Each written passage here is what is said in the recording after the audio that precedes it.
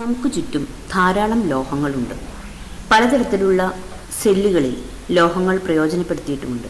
അവയുടെ രാസപ്രവർത്തന ശേഷിയിലുള്ള വ്യത്യാസമാണ് പലതരത്തിലുള്ള സെല്ലുകളിൽ അവയെ ഉപയോഗിക്കാൻ കാരണമായത്. എല്ലാ ലോഹങ്ങളും വായു, ജലം, ആസിഡുകൾ ഇവയുമായി പ്രവർത്തിക്കുന്നത് ഒരുപോലെയല്ല. ലോഹങ്ങളുടെ ജലവുമായുള്ള പ്രവർത്തനം എങ്ങനെയാണെന്ന് നോക്കാം. ഒരുപോലെ ജലം നിറച്ച 3 ബീക്കറുകളിൽ സോഡിയം, മഗ്നീഷ്യം, കോപ്പർ എന്നിവ എടുത്ത് ഇടുക.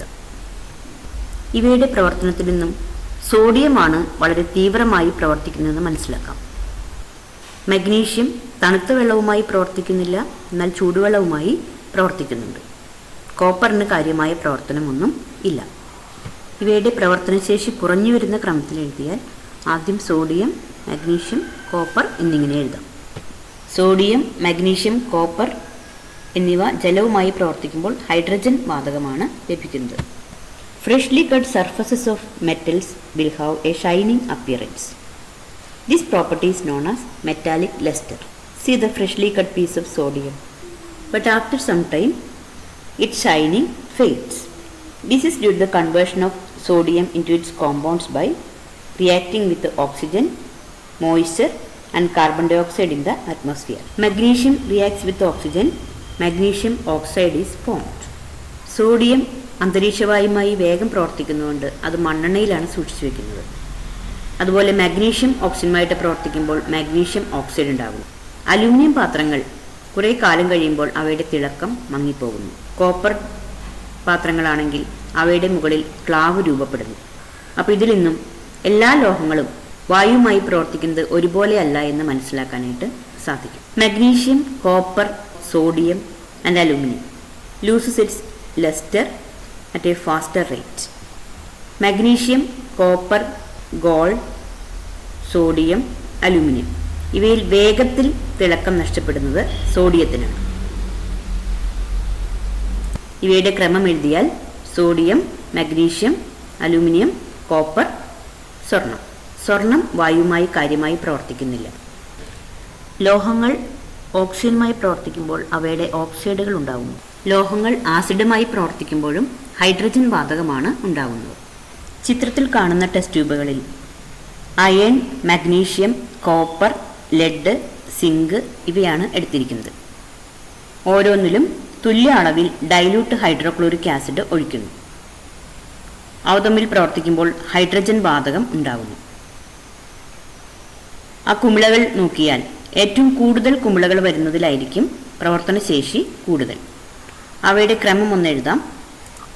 ഇങ്ങനെ ലോഹങ്ങളുടെ രാസപ്രവർത്തനശേഷി കുറഞ്ഞു വരുന്ന രീതിയിൽ ക്രമീകരിച്ചിരിക്കുന്ന ഒരു ശ്രേണിക്കാണ് ക്രിയാശീല ശ്രേണി എന്ന് പറയുന്നത്.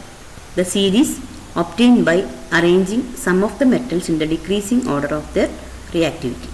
This is known as reactivity series. ഇതിൽ രാസപ്രവർത്തന ശേഷിയുടെ താരതമ്യത്തിന് ഹൈഡ്രജൻ കൂടി ഉൾപ്പെടുത്തിയിട്ടുണ്ട്. അതായത് ഹൈഡ്രജന് മുകളിലുള്ളവ നേർപ്പിച്ച ആസിഡുമായി പ്രവർത്തിച്ച് ഹൈഡ്രജനെ ആദേശം ചെയ്യുന്നു. That react with dilute HCl and displace hydrogen. ഹൈഡ്രജന് താഴെയുള്ള കോപ്പർ, സിൽവർ, ഗോൾഡ് എന്നിവ നേർപ്പിച്ച ആസിഡുമായി പ്രവർത്തിച്ച് ഹൈഡ്രജനെ ആദേശം ചെയ്യുന്നില്ല. They do not displace hydrogen from dilute HCl. ഇനി ആദേശ രാസപ്രവർത്തനം അല്ലെങ്കിൽ ഡിസ്പ്ലേസ്മെന്റ് റിയാക്ഷൻ എന്താണെന്ന് നോക്കാം. ഒരു ബീക്കറിൽ കോപ്പർ സൾഫേറ്റ് സൊല്യൂഷൻ എടുത്ത് അതിൽ സിങ്ക് ദണ്ട് മുക്കി വയ്ക്കുക. അല്പസമയം കഴിയുമ്പോൾ കോപ്പർ സൾഫേറ്റ് ലായനിയുടെ നീല നിറം മങ്ങുന്നതായി കാണാം. കോപ്പർ അയോണുകൾ കോപ്പർ ആറ്റങ്ങളായി സിങ്ക് ദണ്ടിൽ പറ്റിപ്പിടിക്കുന്നു.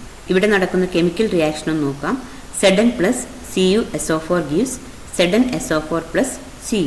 സിങ്ക്, കോപ്പർ എന്നീ 2 ലോഹങ്ങളിൽ ക്രിയാശീലം കൂടുതൽ സിങ്കിനായതുകൊണ്ട് സിങ്ക് കോപ്പറിനെ ആദേശം ചെയ്തു.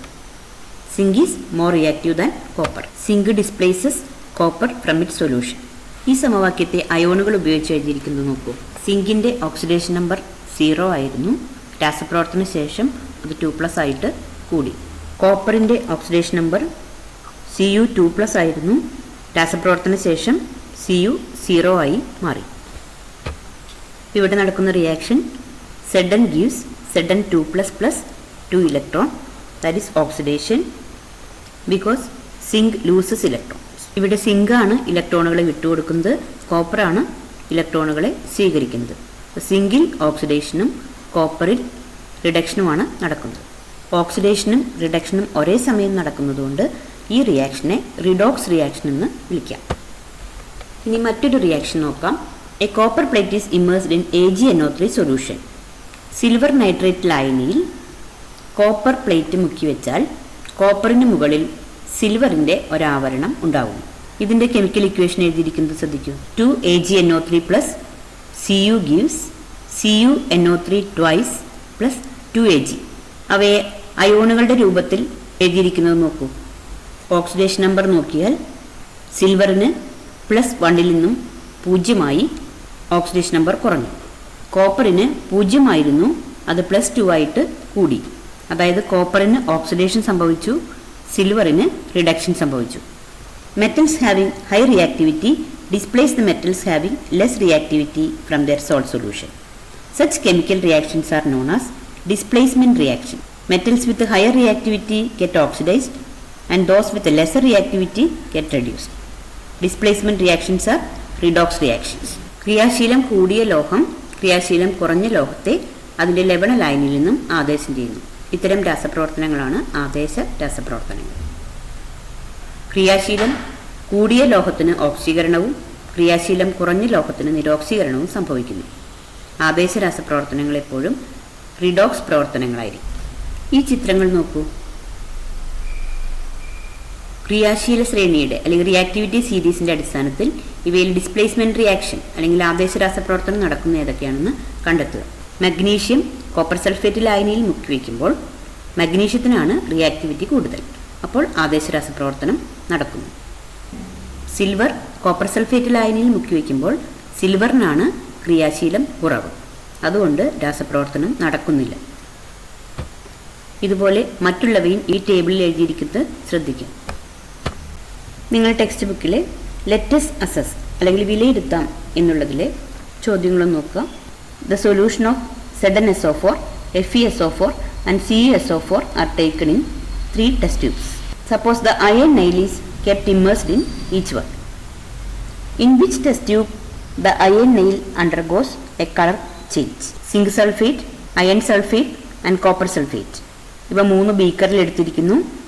അതിലൊരു ഇരുമ്പാണി ഇട്ടാൽ ഏത് ടെസ്റ്റ് ട്യൂബിലായിരിക്കും നിറമാറ്റം കാണുന്നത്? അവിടെ നടക്കുന്ന രാസപ്രവർത്തനം എന്താണ്? അതിൻ്റെ കാരണം എന്ത്? കോപ്പർ സൾഫേറ്റ് എടുത്ത ടെസ്റ്റ് ട്യൂബിലായിരിക്കും നിറവ്യത്യാസം കാണുക. കാരണം അയേണിന് കോപ്പറിനേക്കാൾ ക്രിയാശീലം കൂടുതലുണ്ട്. Iron is more reactive than copper. ഇവിടെ അയൺ 2 ഇലക്ട്രോണുകളെ വിട്ടുകൊടുത്ത് Fe2+ അയോണായി മാറുന്നു. Cu2+ 2 ഇലക്ട്രോണുകളെ സ്വീകരിച്ച് കോപ്പർ ആറ്റമായി ഇരുമ്പാണിക്ക് പുറത്ത് നിക്ഷേപിക്കപ്പെടുന്നു. കോപ്പർ സൾഫേറ്റ് ലായനിയിൽ ഇരുമ്പാണി ഇട്ട് വെച്ചാൽ ഇരുമ്പിന് മുകളിൽ ചെമ്പ് പറ്റിപ്പിടിക്കുന്നു.